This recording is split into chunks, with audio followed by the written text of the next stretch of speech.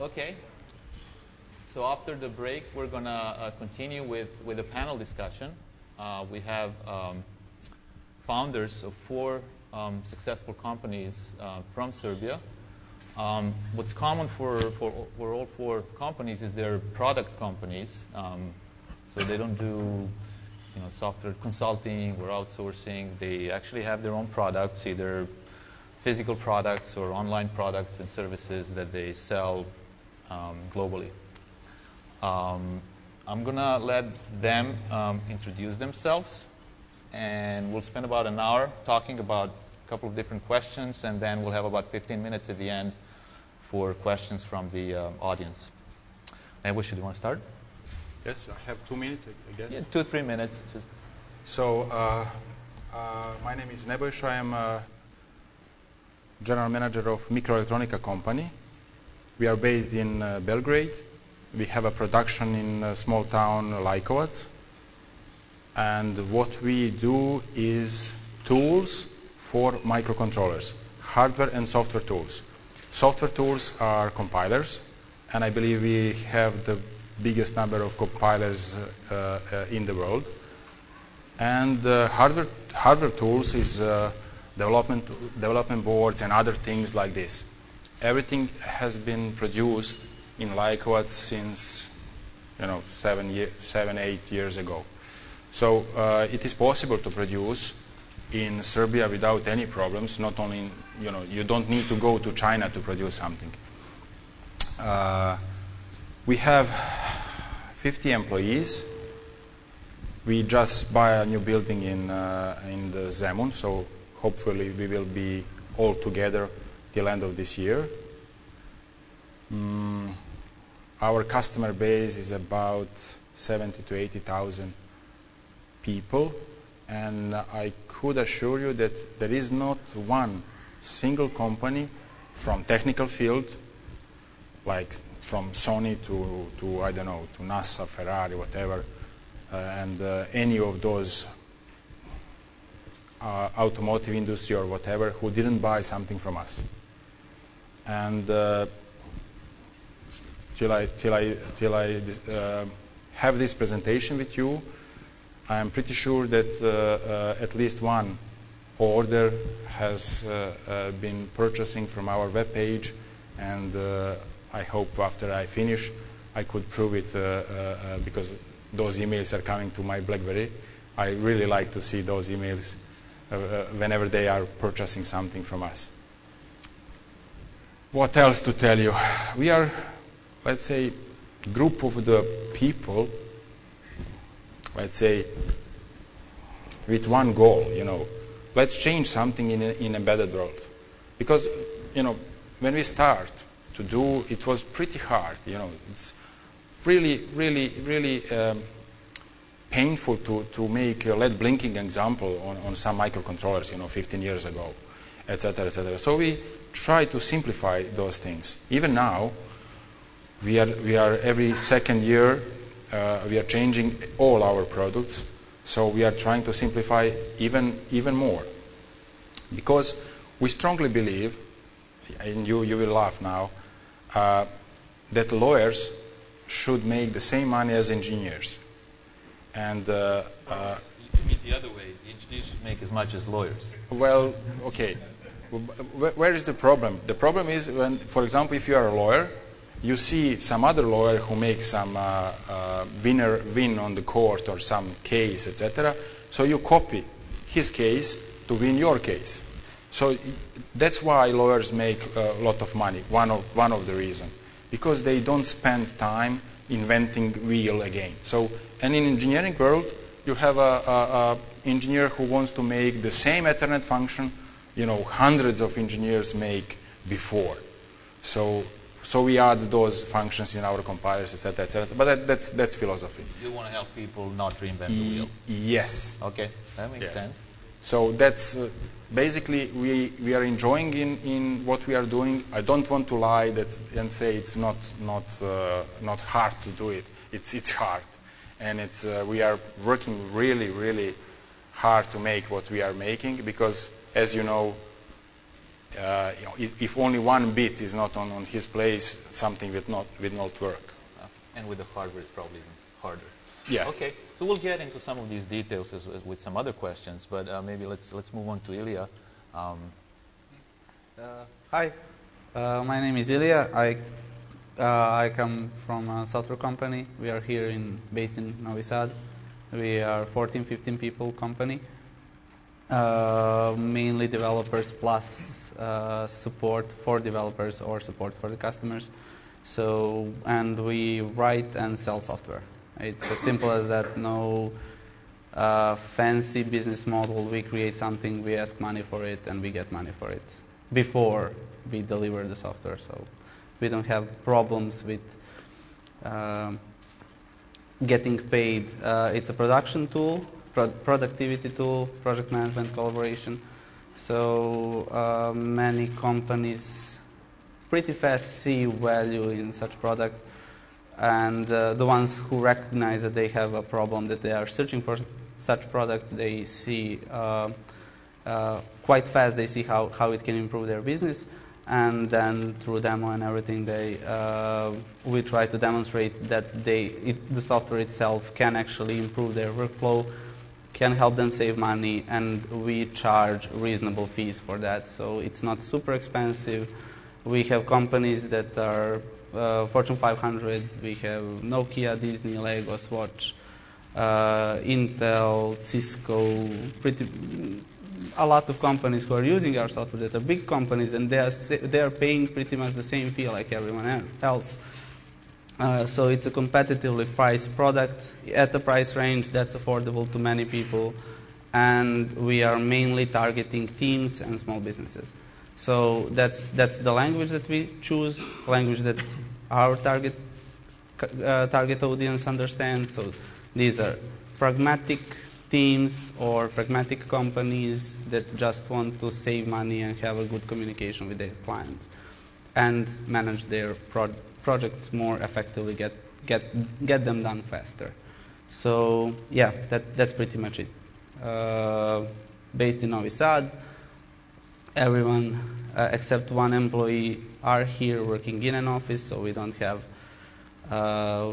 work remotely, and mainly developers plus support. And yeah, that's it. Thank you, Branko. Am I on? So my name is Branko. I'm the CEO of Nordeus, one of the leading European game development companies. We're based in Belgrade. At the moment, we are 60 people, but hopefully we're going to grow to close to 100 by the end of this year. What we do is basically we develop games for social networks and mobile devices, and we publish them on our own as a completely independent company. One of the things we're very proud of is actually the fact that we come from Serbia. And we are one of the guys, including all the panelists here, that are trying to build a better image of our country around the world. So if I tell you that the best European gaming startup comes from Belgrade, I think that's a big news and something that never happened before. We're also one of the top 25 or top 15, depending on the research, fastest growing European high-tech companies. So this is engineering we're talking about, and not only building games. One of the awards we are most proud of is that actually this year we have won awards for the best employer in Serbia, best employer in the region, company with the best interpersonal relationships within the company, company with the best organization of work, and probably something else as well. So what I'm trying to say is that I believe, to actually something similar to what you have said, I believe that the high technology is the field where we can catch up faster with the rest of the world than maybe some others. And we try to implement basically all the leading stuff within Nordeus, not only when it comes to technology, where we are one of the pioneers of many new things going on in the world of gaming. But also when it comes to HR, the way people feel about their job and what they do while they're in the office, we try to be as close as possible to Google or Microsoft or Facebook or anybody else. So that's about it. How many people play your games? So at the moment we have close to 1.5 million daily active users. I don't know the exact number, maybe 1.43 or something. On the monthly level, that number is around 4.5 million. And over the course of previous 2 years, I would guess that close to 10 million people actually actively enjoy their products, which maybe makes us the biggest exporter from Serbia, because I don't know any other goods or service made in Serbia, owned by Serbian nation, that actually has 10 million customers around the world, from Alaska to New Zealand. That's something we're also very proud of. Pretty impressive. Thank you. Vladimir? Hi, my name is Vladimir Prelovac. I am the founder of the company called Prelovac Media, which is the creator of ManageWP. ManageWP is a platform for managing WordPress-based websites. We are located in Belgrade, Serbia. As you can see, this side here is Belgrade. We have 16 employees. We launched in January this year. Of the metrics that can maybe give you a picture of what we have succeeded so far is we manage over 130,000 websites around the world, which is a small percentage of around 0.04% of whole internet. And this is being done from an apartment in New Belgrade. Well, that's all.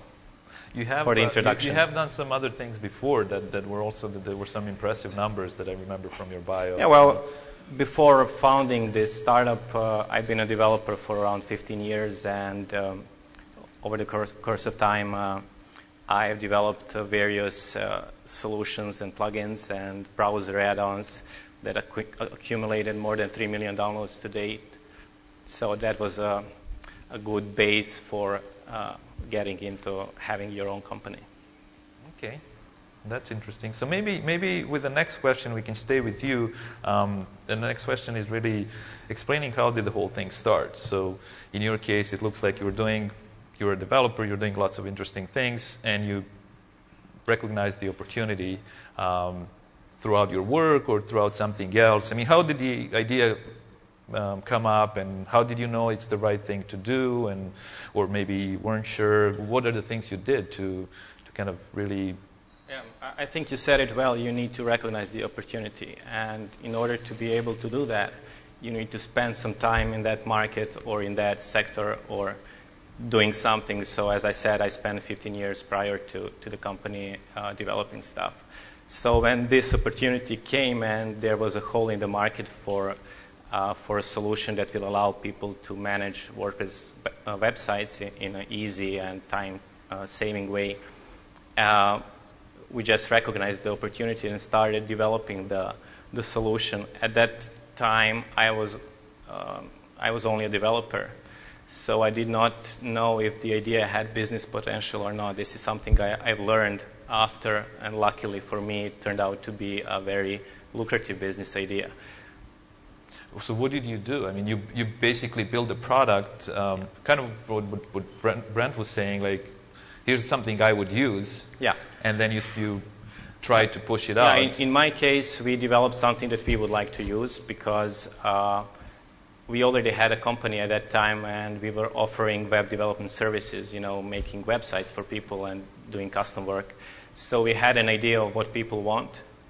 So it wasn't a shot in a empty space. So we had an idea, and we thought if we build a product that we would like to use and we will use, that others would as well. As we had some time in the WordPress market. I wrote a book about WordPress, etc. So I did know the needs of the customers in the space, and I knew that there was no similar product around, so we just gave it a shot.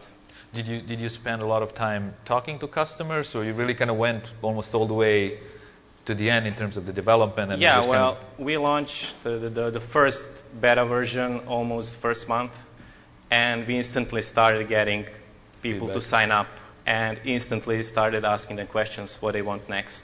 So I would say that our initial or beta users are responsible for 50% of features that we have today. So I did not have to come up with all of them. We just asked people, and they gave us the ideas. So it was kind of launch early and then get the feedback. Exactly. And like looking back, this wasn't that long ago, I guess, but looking back, that first beta version of the site, was it significantly different? Was it much uglier than what you have right now? Of course. Okay. But you don't care that at that moment. You just want people to start signing up, and you want feedback. Now we went through 3 iterations of the website. Now we are launching the 4th. So now you have time to think about these things, how it looks, about conversions, and now that you know that they like the product. It, yeah. Okay, that's great. Ilija, what about you? How did Active Call-Up start, and then how did you know it's the right thing to do? And I still don't know what the what the right thing to do is. I haven't had a clue back then what I was getting myself into. I released Active Call-Up as a free software. Okay. So and it was something that I don't know. Tried a product from a Chicago-based company, liked it, haven't had money to use it, had a ton of free time, and built my own.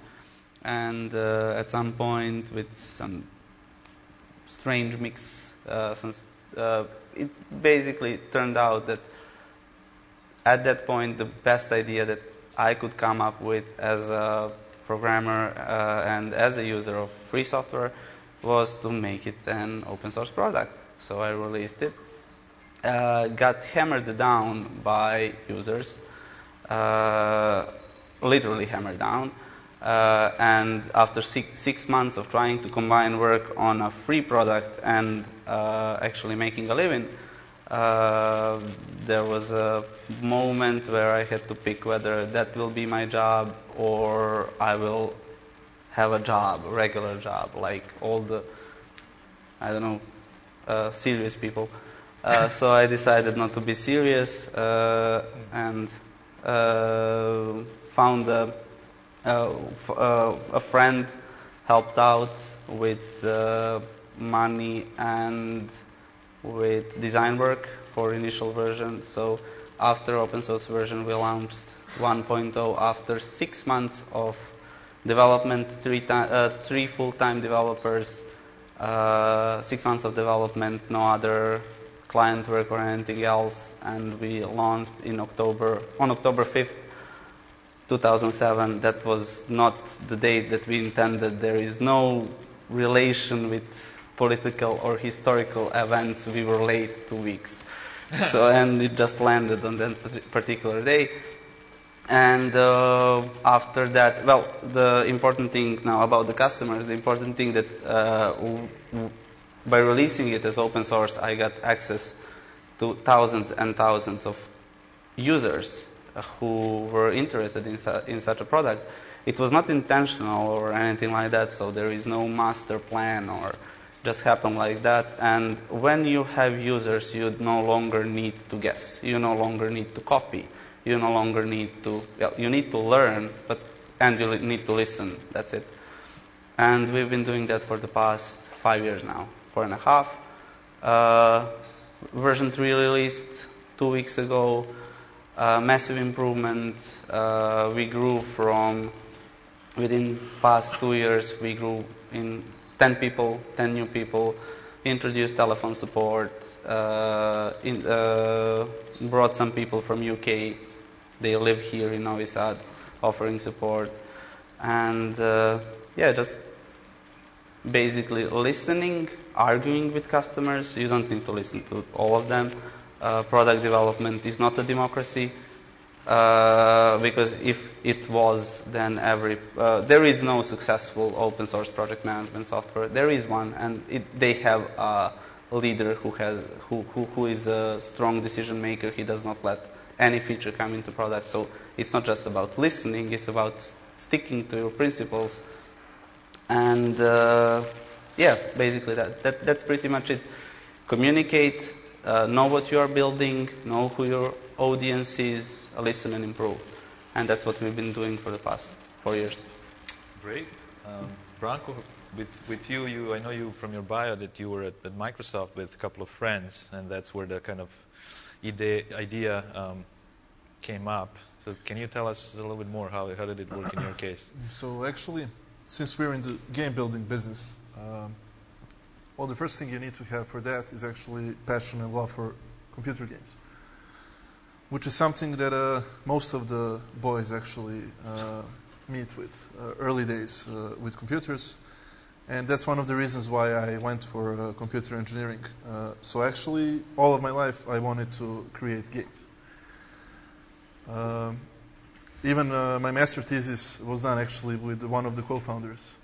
And we were, I think, the first ever in the history of Faculty of Electrical Engineering in Belgrade to do a joint master thesis and build a full 3D super serious game.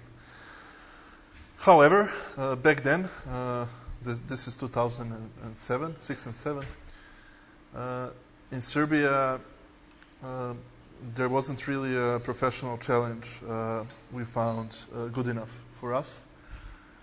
So we went to work for Microsoft abroad as software engineers. And over there, we were building business software, which is exactly the opposite of building games. So that's unbelievably boring.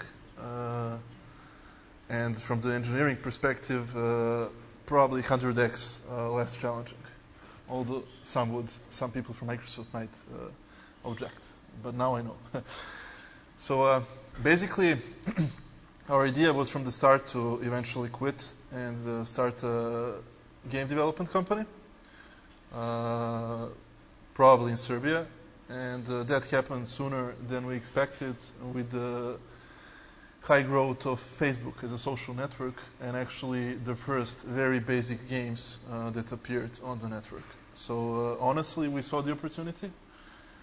So I can still remember our chat where we concluded that first games that are going to launch on Facebook are not going to be much of a quality, and it's going to grow over time. So we actually decided to quit, move back to Belgrade with all the money we made over there, and spent almost a year building a platform and the product that was literally years ahead of the competition when we published it.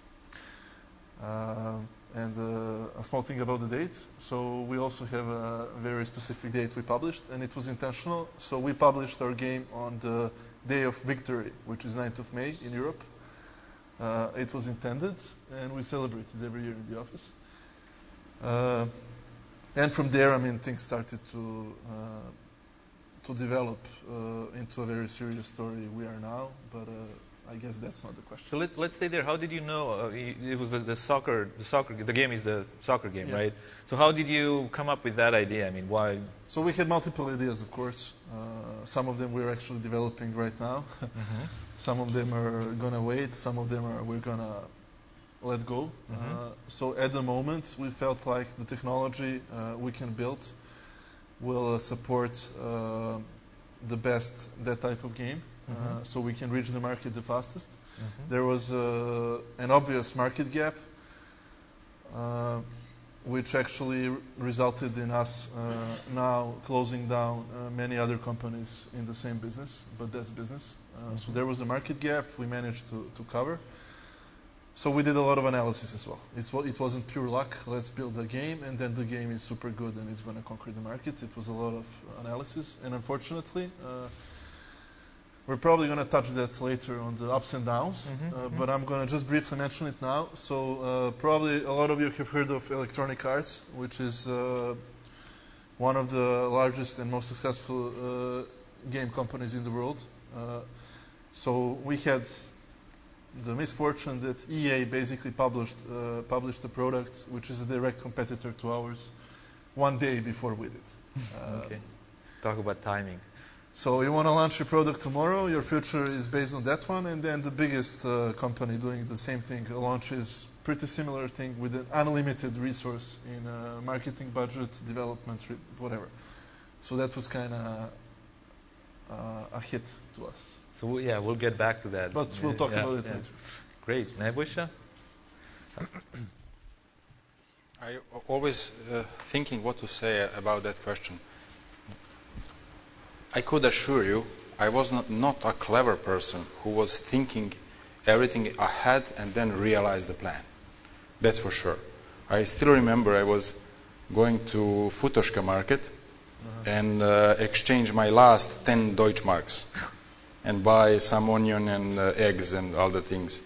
And when I returning from that market, I was thinking, what I will to do, because this is the last 10 marks, you know, I will die from hunger or something like that.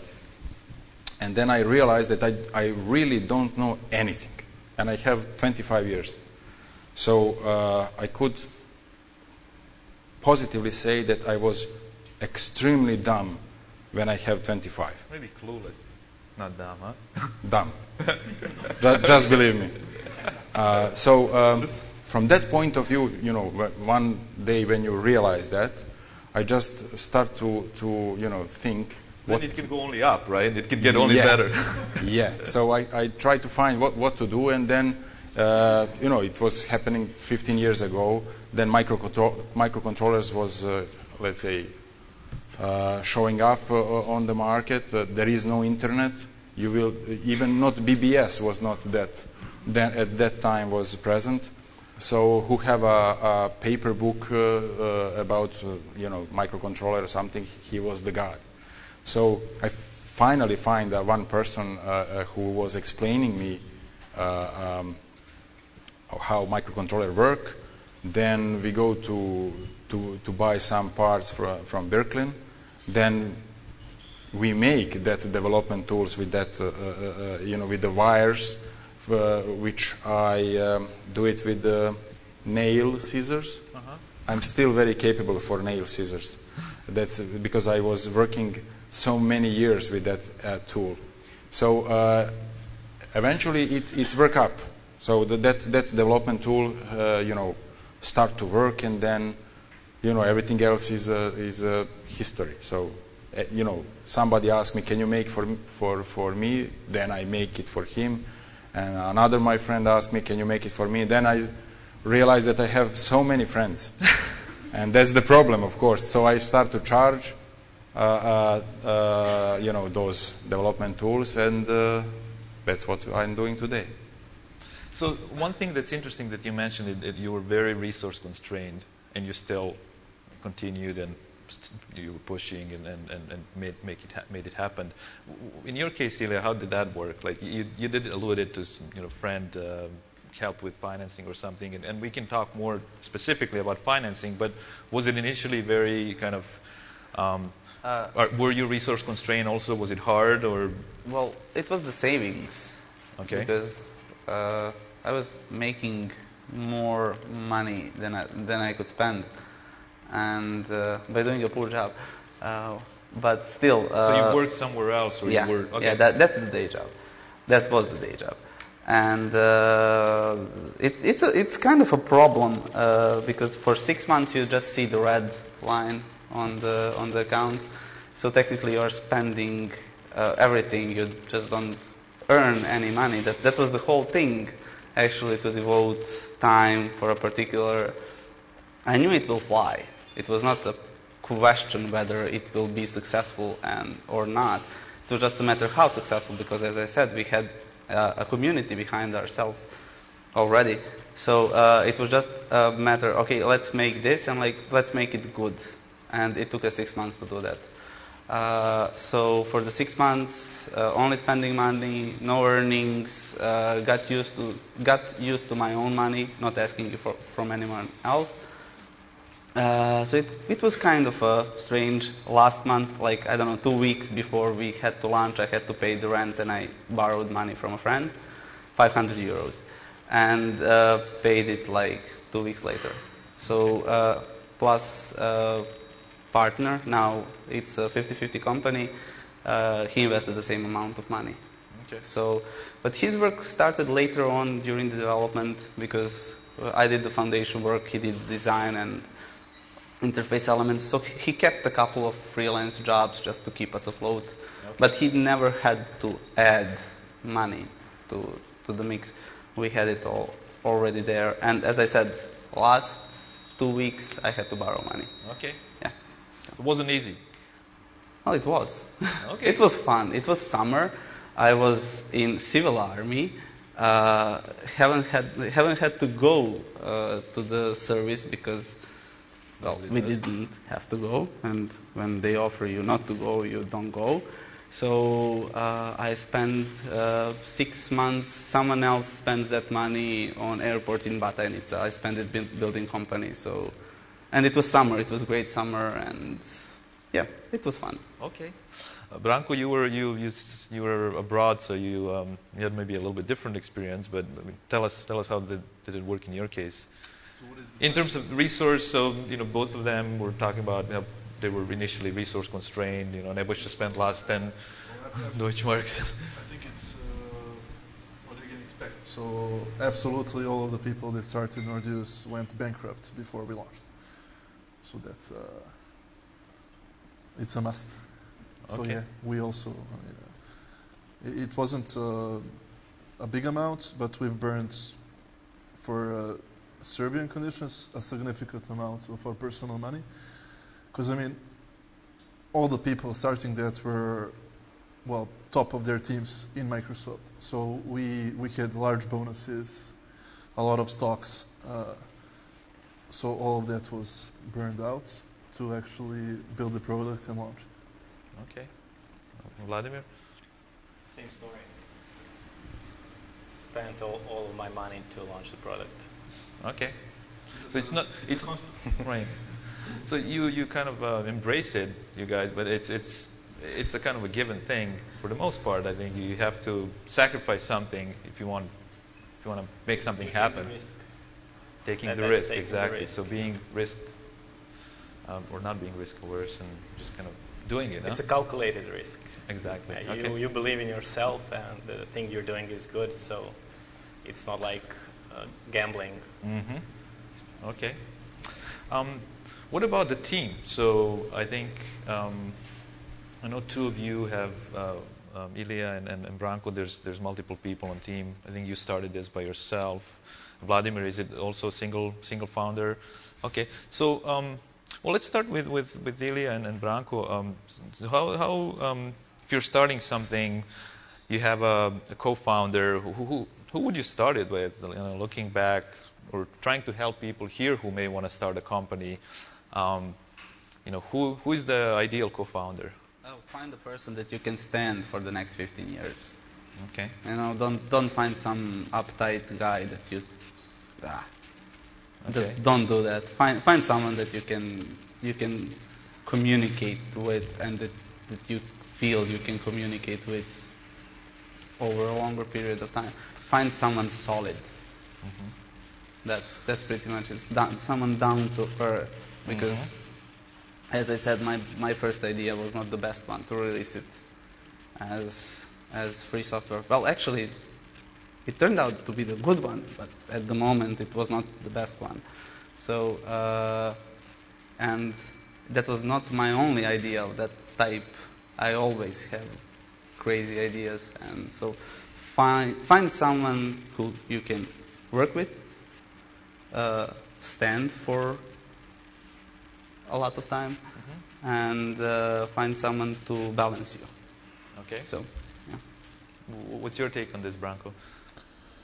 So I agree with what Ilija said. A few things to add.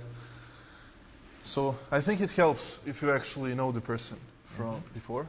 So I'm sure there's examples where people have met for the first time in order to start a business, and it worked out. I'm sure there is. But I would say for us it worked quite okay that I knew the guys for some time, especially one of them. So that helps you to make the conclusion Ilija made, which is we can work together. So we've suffered before together. I know how they react under pressure. And I mean, I was confident those are the people that are going to go all the way. We had a really, really bumpy ride. So now if you look at Nordeus, you're going to say, their life is easy. Well, it's not even now. And it was disastrous, in the beginnings. So you need somebody who's not going to quit, who has the will and the belief you're doing the right thing and is willing to spend 3 days and nights without sleep, on Red Bull and stuff, because that's the story of success. That's one thing. The other thing that is also extremely important is that if you want to build a big international business, which we are trying to do, which is going to have one day thousands of employees, you need to pick not only the co-founders, but actually all the people that join in the beginning. Those people need to be the ones that can scale. And by scale, I mean they need to take the leadership roles, the executive roles. So that's what we've done in Nordeus. And I can say that the first 60 people we have hired can scale, and they can lead 1,000 people when the time comes. And it's specifically important for the co-founders because these are going to be the people actually on the top of the hierarchy, and you want them to be capable to do very serious, important business. Okay. So if not, get rid of them in the beginning. That's not going to go anywhere. So there's some people say hire slow, fire fast. Yeah. Nebojsa, what would you say? I mean, you did this on your own. So what's your take? Do you think it was more difficult? Did you ever think it would be much easier if there was somebody else here to help me, and when there were, times are hard?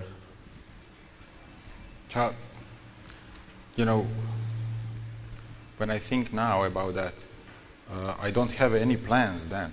It was the plan just to have to make 100 Deutschmarks. Okay. That's the whole plan. No, there is no big picture about anything. So when I moved for Belgrade, I moved in some backyard house which was so cold you can't imagine that cold. So, and then I didn't have any heating elements and everything. So once I remember I was programming and only this thing was working from the mouse and everything else is just staying there.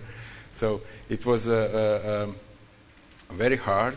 And your question is how the second person came to the office. Well, there is no. Well, not really. My question was more whether if there was a second person that's on par with you, so that's a co-founder. No, it's not. Do you think it would be easier? I know in your case there isn't such a thing, but do you think looking back would it be easier? Yeah, I think it will be much easier. It will be much easier, but unfortunately, I don't have co-founder. I think I will be.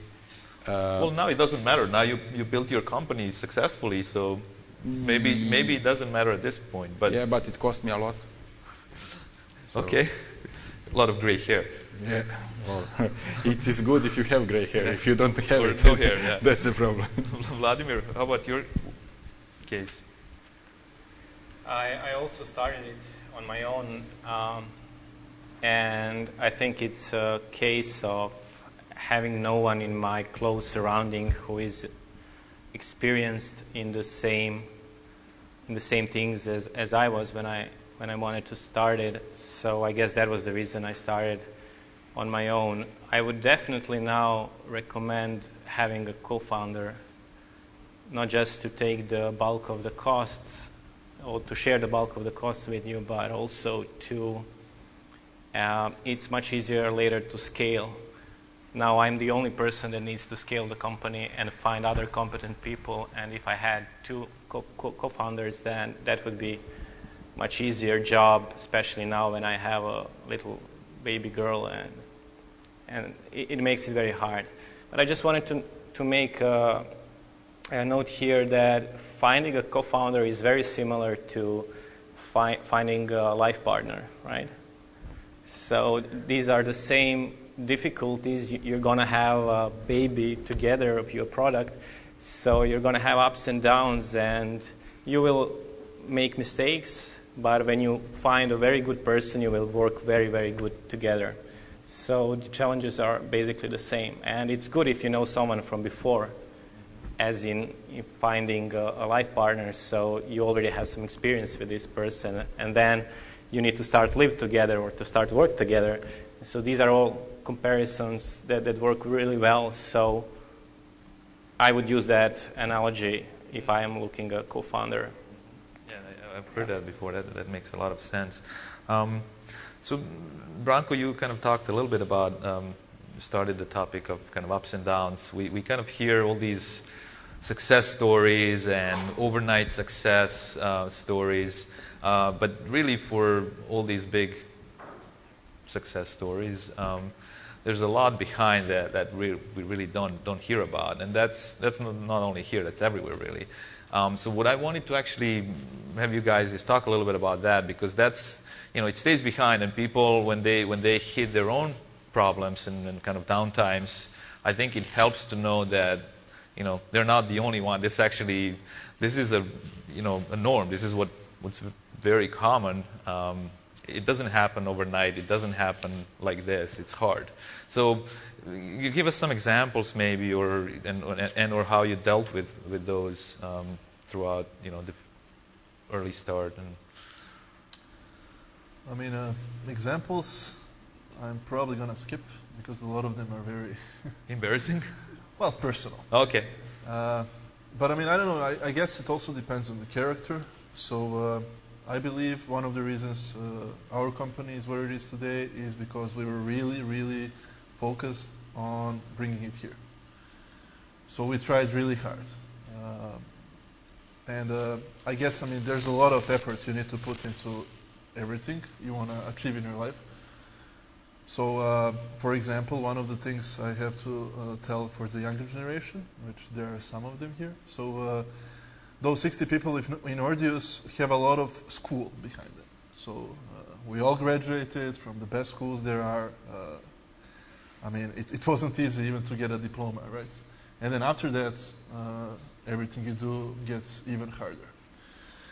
So, I don't know all the success stories there are. Maybe there are some overnight ones, but from my experience and what I do know, I don't believe there are any, actually. Mm-hmm. So a lot of things happened while we were building the company. I privately had the toughest private life side period of my life, actually, just before we launched. We even got ill because, I mean, you don't sleep for a month, and that ruins your health. And it wasn't easy, not to mention all the pressure and actually the lack of support you usually get from the community. Mm-hmm. Because, I mean, how stupid are they to actually quit the best job in the world, making really seriously a lot of money at Microsoft, to go to Serbia and get bankrupt and building games, and that's kind of the feedback you get. Mm-hmm. So one of the leading guy I was working in a development center with 1,000 people. So that's like 1,000 of extremely, extremely smart people in Microsoft. And then one of the leading guys, he knew me very well. So when I was about to leave, 15 minutes before I went out with my boss, so he came to my office like to do the final push to keep me in Microsoft. And he said, "Are you serious? You want to do that?" And I was like, "Absolutely, yes." And he said, "Well, it's your life." As if I'm going to be executed in an electric chair a day later. But guess what? So, I mean, we stayed good friends and everything. But so it's a tough ride. You're not going to get a lot of support probably, because there's a risk. Mm-hmm. Okay. Nebojsa, do you have some interesting stories about downs? I mean, you already told us some, but one interesting. I mean, what I hear quite often when I talk to people here, it's like, well, this is Serbia. You don't know how things work here. It's much harder, and then with the government and with everything, and I have this feeling that a lot of time people use that as an excuse, actually, that they don't have a good understanding that it's actually hard everywhere. it's not like you go somewhere. I mean, things may be better somewhere, or quite a few places, but it's everywhere. It's hard to start a company, to build a company, and I know you had one example with you're exporting the physical products, and there was lots of problems with just actually the logistics of doing that with the customs and postal office. You would think the country government would want you to actually export stuff, but you had a lot of problems bringing money into the country by exporting your products. You make several topics, so I will try to be very specific on each of them. So I will say only once. The Serbia is the best place for business on northern hemisphere of this earth. Usually nobody believes me, but you have 10% of corporate profit tax, which is that's almost impossible in Europe to have such a things. Who cares how much is the salary tax? Because the profit tax is the biggest tax. So in Serbia, when you make 1 million, you give 100 to the government and then 900 in your pocket. So so that's the truth. You make one point, very good point concerning excuses. I hear so many times about excuses. Even now, we are selling online last 10 years, physical product, not only software product. So in last 10 years, I still hear that you can't sell online from Serbia, you can't receive money, you can't, all kind of things. The last topic was, is it PayPal in Serbia or not? I don't know, is it PayPal in Serbia, but we receive it money from PayPal. Who cares? I don't care, is it in Serbia or not? So I'm very interested that PayPal money is in Serbia, but for PayPal I don't care. So yes, it was in the beginning. It was pretty, let's say, rough, but every beginning is rough. So when I took my first box and go to post office, they says something like, "Boy, what do you want?" And I said, "I want to send this to Peter something to Australia." And he said, how do you want to do it? And I don't know, I just came here and from post office. They told me to go to custom, and you are a custom. And this guy, looked at me and said, "Okay, I will do it only once. Tomorrow I will come again, of course, with the same box for another person in US or Canada or something like that." So after 10 times, he said, this custom officer says, of course, before he accepted to send it, I was sitting there 6 hours. So when he see I'm very persistent person, I'm still very persistent person.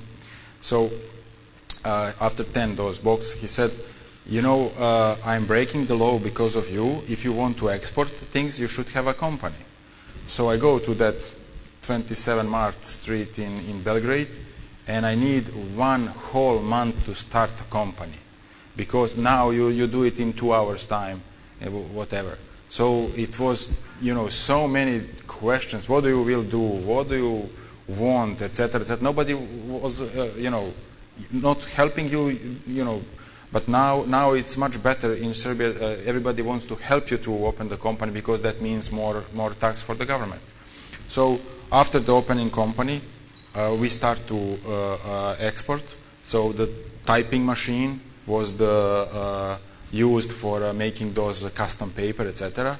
And the custom tax for export, each of that box was $30 or $35. So about five people was paying $120,000 export tax per year. So that the government charges you to export. Yes. So what I do? And one digression. So if you are starting your business, don't mention 2 words: government and prime minister. This is forbidden words. Because when we stop to mention government, why they don't help us, how our prime minister is stupid, they don't see what we are doing, etc., our business just grow. Whenever you're expecting help you are in very stupid position. Nobody will help you, that's for sure. You know, the government is here to collect the tax. It's not here to help. But you could write, let's say, request or suggestion to Ministry of Foreign Affairs, to Ministry of Trade, to Prime Minister, etc., what we do, and after 5 years, there is no tax on export. It's zero now. And the next step was those documents for exporting, which we are typing and others. So you could go to post office with your box now, and there is no those papers. If you remember, in February, I think was the Prime Minister Cvetkovic in post office announced that service which post office could provide you for you. There is no export paper anymore. You just put your package and go to nearest post. Before you could export only in Novi Sad, Belgrade, and Niš. Now you could export in post office Lajkovac. You know, But so you guys made this happen, really. You pushed. We pushed, but were there other people involved, or? We pushed, but I have to tell you that the real significant, let's say, push was made by Mr. Cvetkovic, Prime Minister, ex-Prime Minister. Okay. He was understand what we are doing, and the guy, politician guy, Dinkic. Okay.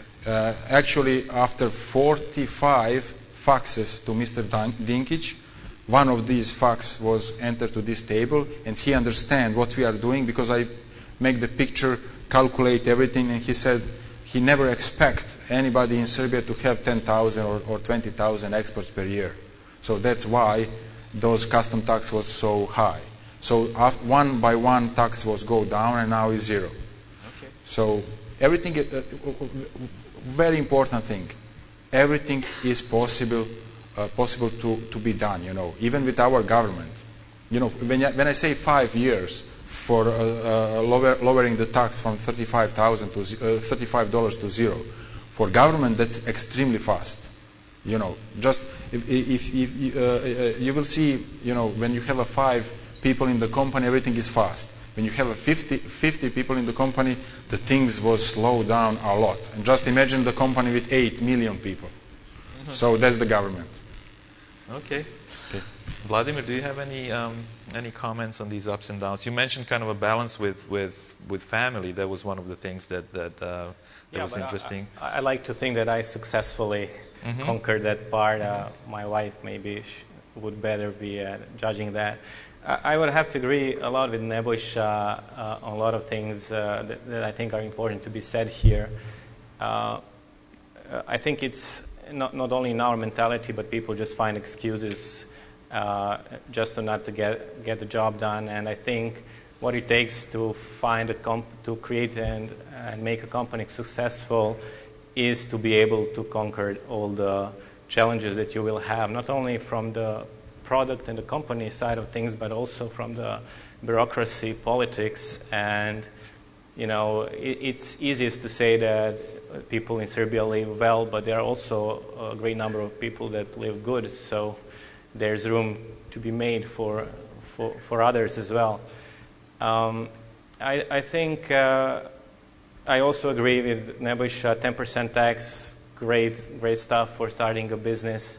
Salary tax a bit high, 63%, but Germany has 100%, so go to Germany if you think there's better. Not a problem. We didn't have problems with the government. The only thing that I fear that we might have in the future, because I'm afraid that somebody will send me some kind of a control and that they will dig our papers, try to find something, because that's the kind of general notion in the country. They might find a mistake, but not because I wanted to cheat the government, but because I'm not experienced in these things. I want to focus on growing my company. So I do not expect any help from the government, and I'd rather like if they did not appear at my doors at all.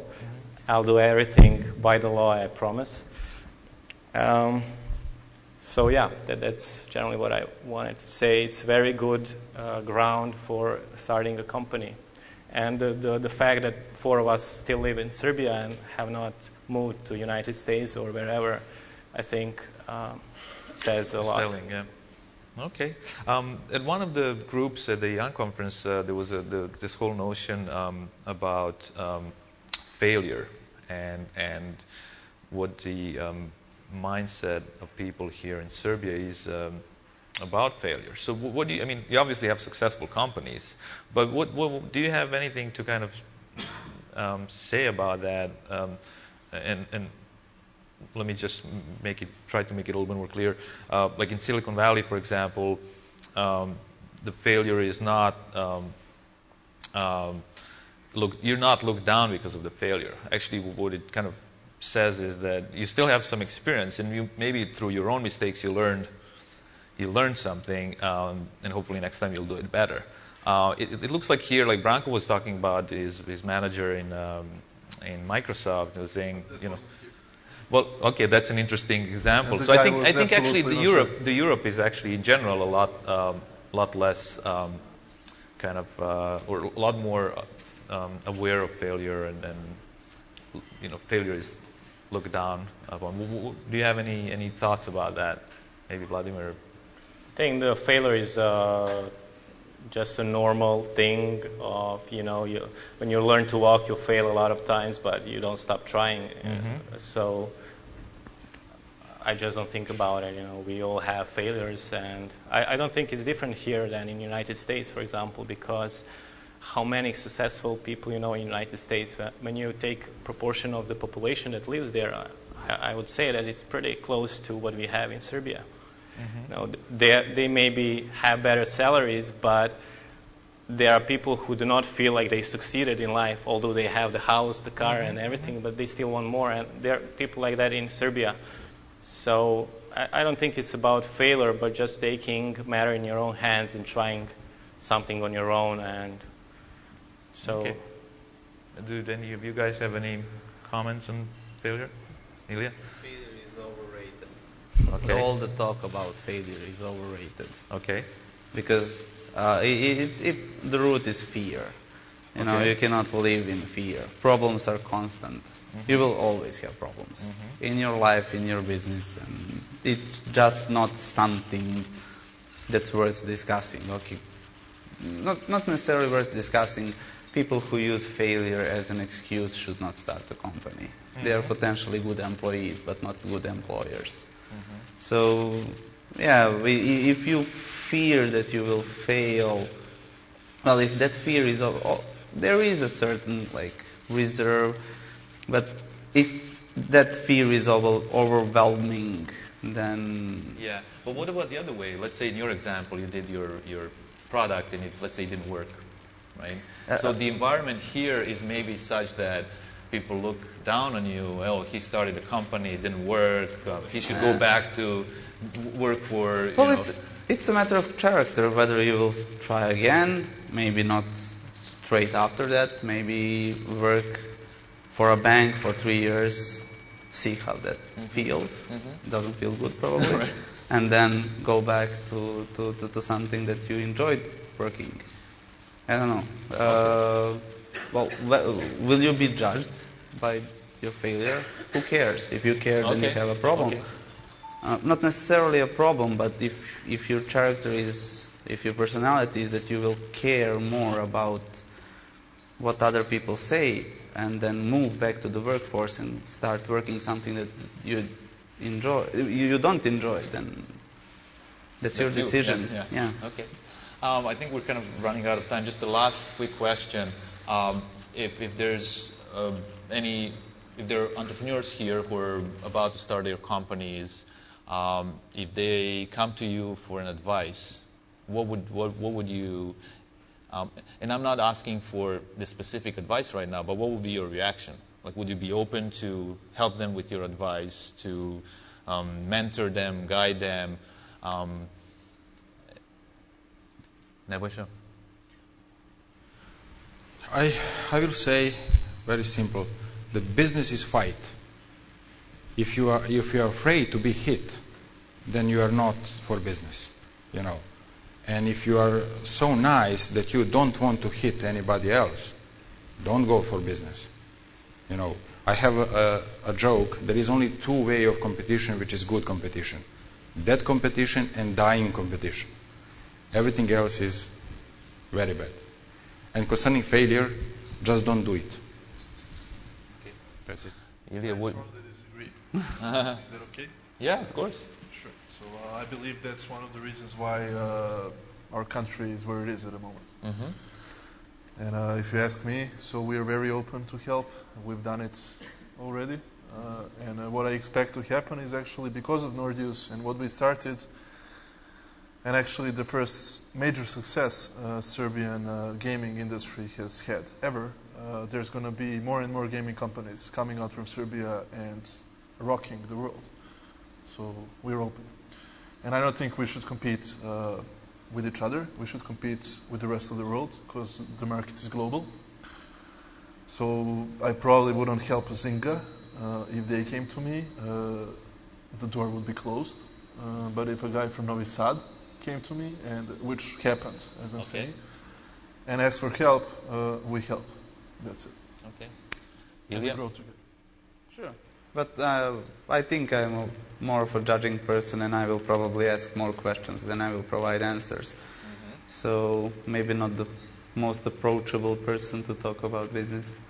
But yeah. Well, you will ask questions about their business and Yeah. yeah, but that's help, I think. No. Well, probably. Okay. Well, maybe my ideas are not good, you know. And about the competition, well, it's okay. Okay.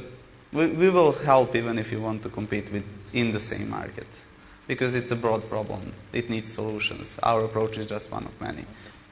Plus, we have 5 years head start. So. Okay. Vladimir? I think it's a good question. I'm definitely open to contributing to the startup scene, let's call it like that. I think being here is already doing that. The way I look at this is I would really like that everyone in his room has a very successful company, because that would mean that we have a very successful country. And since I decided to live here, I want it to be as best as possible. So that's the way I look at things. Okay, great. Well, thanks for this. We're going to turn to the audience now. Are there any questions that you have for our panelists?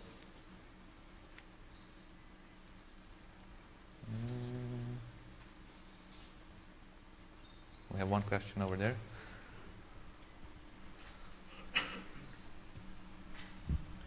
My name is Jürgen Henke. I'm working with a team, a project which is supporting innovation and competitiveness in companies. I'm pleased that this table discussions ended a bit with some, let's say, serious problems in developing the business. When you introduced yourself at the beginning, I understood all the business success is based on fun, games, and taking opportunities. Just take the size of the moment and be successful. So then I thought, why I'm here. We have a conference here. I was listening today morning. We have a lot of structure, business plans, looking for partners, mentoring, financing sources, and so on. What you tell as a success story is a bad news for your conference. And then I thought, what's about the University of Novi Sad and the professors around? So they're supporting startups, kick-offs, and so on. It's not a good time for them to introduce now seminars and lectures for entrepreneurship. And then finally I came to the conclusion, what's about my job? So should I continue making a project, managing a project for startups, business opportunities? Maybe it's better for me to go home and think over to start a different business. Do you think all this support structure, universities, entrepreneurship seminars and so on is still needed, or is it really something encouraging personal engagement and be successful, having fun?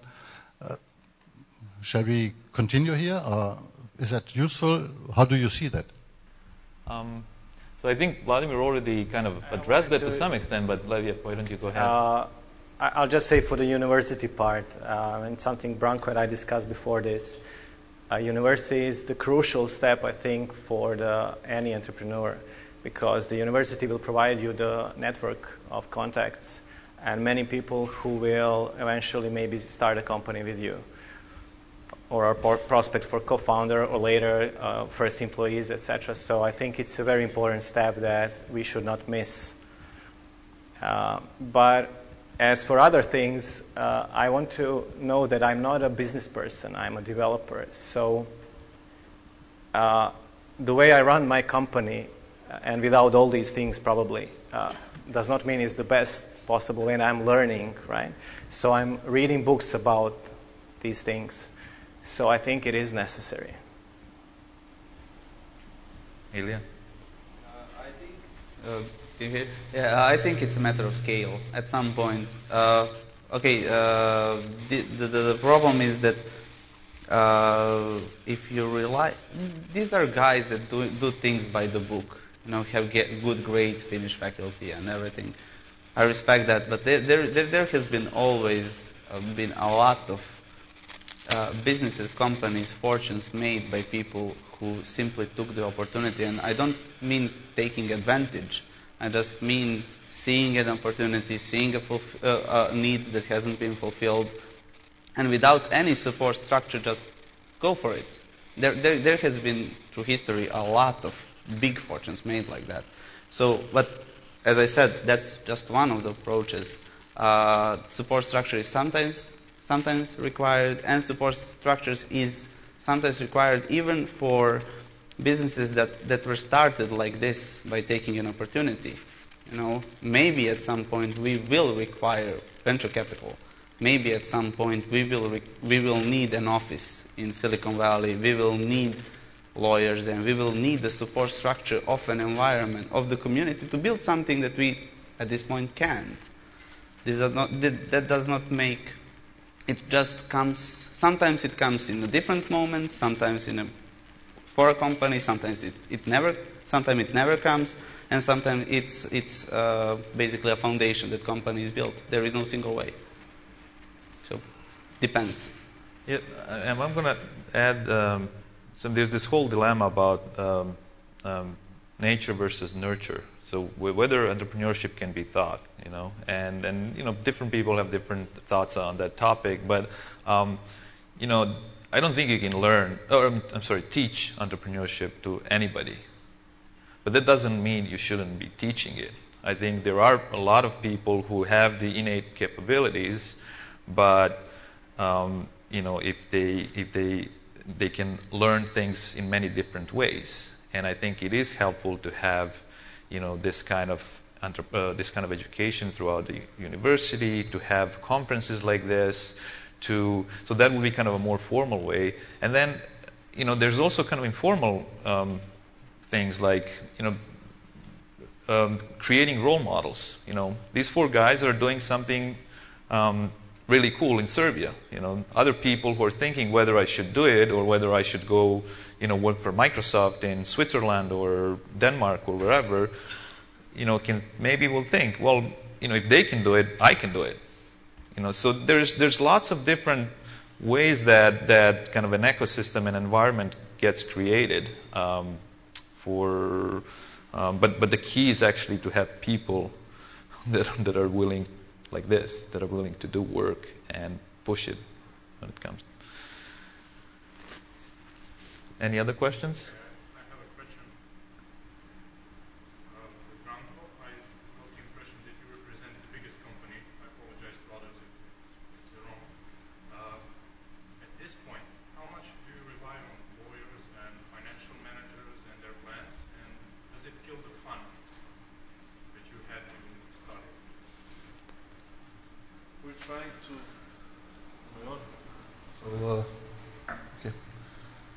We're trying to scale the company the way that all the values we have and we've set from the beginning are going to be there forever. I mean, it's not easy. It's a big challenge, but so far it works okay. Of course, you need to deal with certain things as you reach certain level of scale. for example, lawyers. But I mean, it's not really that much of a hassle as people would think. So if you find the right partners in other professions, such as the right lawyers for you, then it's relatively easy. I need to admit, I come from a family with a history of law, actually. But for me, it was always a very boring job that I never wanted to go for. And because of my relative ignorance, that's actually one of the moments of our business where we had the most failures. So it took us several tries to get the right lawyers for different verticals. And now we're happy. One of them is in Serbia, and he's a rock star in our eyes. Others are based in London, in US. So I wouldn't think of it as a problem at all. There was another question in the back there. Or another one here.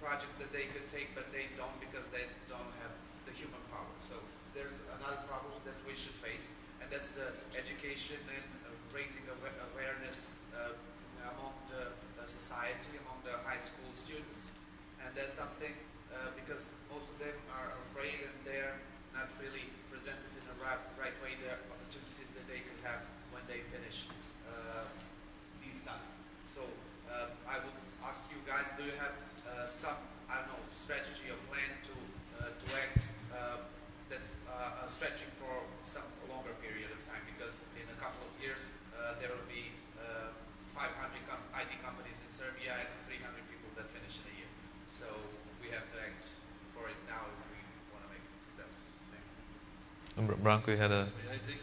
Yeah. So I wish we had so many companies in the future. That's one thing. And I'm sure actually then if it really happens, then the switch is going to be natural. As you know, we are quite supportive of the university, of the engineering universities, and Nordeus as a company is investing a lot. We're actually having an event in your school in a few days. So we invest a lot into bringing the awareness within young people that software engineering is a very challenging job that can bring you a lot of not only lucrative side of it, that you can have a really nice life, but also a lot of the satisfaction that you're actually changing the world. So there's no other industry, I think, right now, maybe biomedicine. But again, IT and software are things that are changing the world overnight. Imagine your day without internet now, and there wasn't any 15 years ago. There was no Facebook a few years ago. There were no smartphones a few years ago. So I believe that actually people are going to switch over time to that. And what I disagree with you is the number of the engineers coming out. Actually, the fact is that in Serbia, there's still a strong cult of engineering, and we have the situation. I know in Belgrade for sure, like all the smartest kids from high school, they go to my school, to Belgrade's Faculty of Electrical Engineering. That's where they get a degree. And people we get from the final years of studies in Belgrade are world top class. So I can say that because I used to work in Microsoft. I know a lot of people from Google, a lot of people from Facebook. people that come to Nordeus are at least as good as the average those companies get from Stanford, MIT, whatever.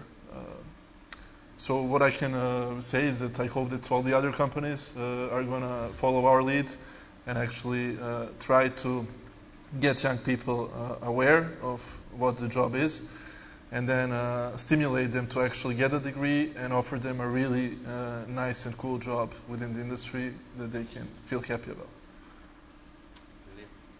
Oh, well, there's place for good students, bad students, and no students. So, well, for example, we have a couple of employees.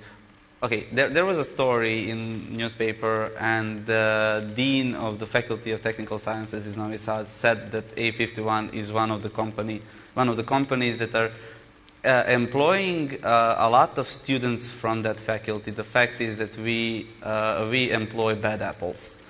We employ people who quit studies. We employ people who just don't have the time to listen for someone to tell them for 5 years what to do, what to learn. We employ people who play. Now, and as I said, Dean said that we are a major employer. We have 7 employees from that faculty, only 1 finished, and it's employed like 6 months ago. Now, let me not, I don't want to be misunderstood. That does not mean that I don't value studies. There are certain roles in development, in business, that are perfectly done, best done by the good students. Finances, quality assurance, algorithms, stuff like that. But the pure exploration and the fun of making something is usually done by bad students. People, not necessarily bad students, people who could not sit for 8 hours and listen to the lectures. So people who went out and explored, learned their craft, because this is a craft, software engineering is at least, by simply experimenting, doing, trying, and everything else. So emphasis of education as well as on failure is overrated. There is place for everyone, and I don't think that people who don't finish faculties, and the fact that there are not that many engineers with diplomas is not a problem. It's just a matter of mentality, nothing more. So as long as there are people who are willing to experiment, who are willing to try something new, who are willing to try to approach problems from different angles, I don't think we will have a problem. Hard employees are hard to find, but yeah, as you said, hire slowly, fire fast. So that's not the problem of the education system. That's the simple fact of life. Better students will not make it any easier. Nebojsa, you had a comment? I could tell you our experience. If you have a diploma and you are a great engineer, I think we can't be more happy, because of you and because of us. So if you don't have a diploma and you are still good programmer, good engineer or something, we don't mind. We don't mind really. And the fact is that 99% of all MikroElektronika employees, this is the first job they have, including myself. So we like to give people chance. You will be surprised how many good people are working on the gas pump, for example, or in some shops and somewhere. They don't have a chance to do something. So if you give them a chance, you will have very good employee, very loyal employee, and they just flourish inside the company. That chance make them very special persons. So I have in the company very interesting examples. I will only say that our chief of the production was the best. Как скаже вулканизер? He was the best tire repairman person in that region. So he just continued to be the best in this. So He learned how to be the best. So he just moved in electronic business, immediately understand how those SMD lines are working, and I really assure you, he is the best production manager I ever seen. So this is only, I could give even worse examples, but I don't want to do it. I think Milan will do we have time for another question? One last one, and we finish behind schedule. There was one question over there, I think.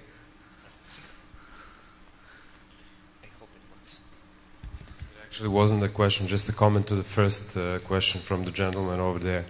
I think that support by the governments and funds is critical, it's crucial.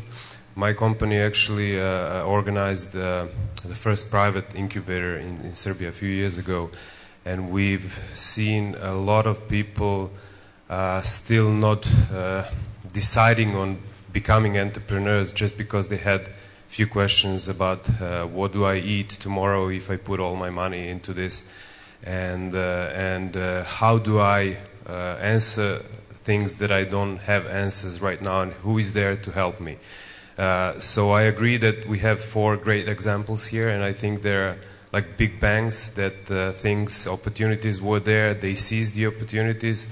And I think that there is like maybe 30 more cases where this didn't happen. The chance of the opportunity, the personality to grab the opportunity, and everything else around them being a perfect moment. So I think that's why the infrastructure and the community actually has to still do a lot of things in Serbia to encourage entrepreneurship and bring 20 more guys like this on the stage in the next few years. It will be a slow process. This is very important, showing that you can succeed, but also showing it more how you can succeed and what are the steps you shouldn't be afraid of, but how to overcome them is also very, very important. So not to be, I didn't like this session to be concluded that we don't really need support in infrastructure and funds, because there will be failures, and still after these failures we will have a lot of other successes. So thank you. Thanks. Yeah, I don't think there was any implication, at least from my side, that there's no need for other things. So great, thanks. Well, thank you to all 4 of you for coming here, for participating. You're welcome. All right.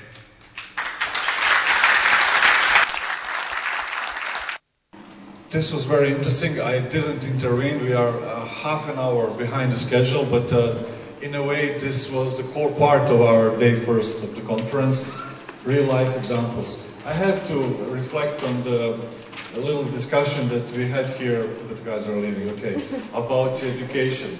I strongly disagree that it is not important regarding the education. There may be a difference between formal and informal education, I grant that. But education is definitely something that is needed to be successful. Whether you are going to do it yourself, whether you are going to use the existing structure, it's really your choice.